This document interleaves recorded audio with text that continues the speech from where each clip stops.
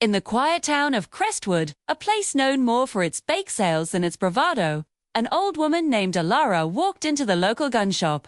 The men inside, cleaning rifles and swapping stories, paused their chatter.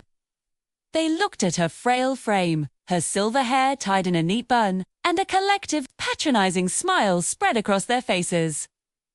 When she quietly asked to see a handgun, a few of them let out a soft chuckle. "A bit late to be taking up a new hobby, isn't it, Grandma?" one of them joked. Alara's calm gaze didn't waver. She simply waited.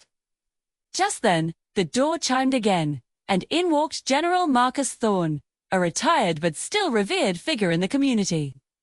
His presence commanded immediate respect, silencing the low laughter. He noticed the scene, his sharp eyes moving from the smirking men to the serene old woman. He was about to ask if she needed help when his gaze fell upon a small, intricate pin on her coat. It was a simple black bird, a raven with its wings slightly unfurled. Thorne's breath hitched. The air grew thick with unspoken history as he stared at the symbol, a symbol very few would recognize. Too. The shop fell completely silent as the general, his voice a low and reverent murmur, uttered two words that changed everything. Black Talon. Smirks vanished from the faces of the other men, replaced by wide-eyed confusion. Black Talon wasn't a brand or a model.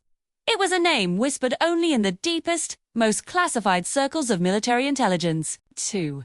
They were the shadows that won wars, the unseen hands that shaped history. They were myths.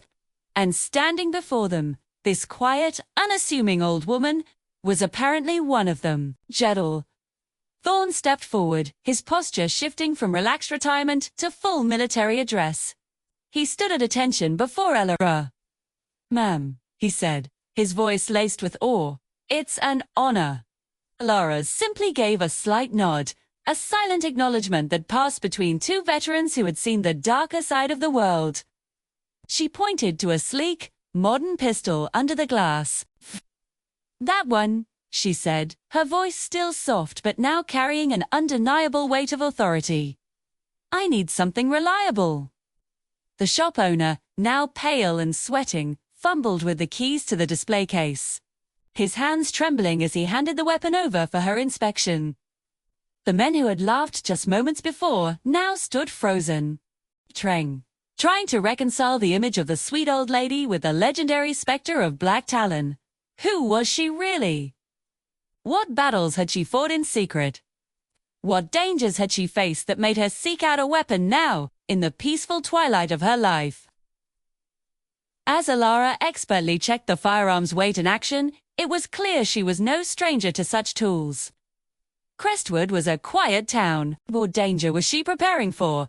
And why had the Black Talon returned from the shadows? The town would never look at the quiet old woman down the street the same way again.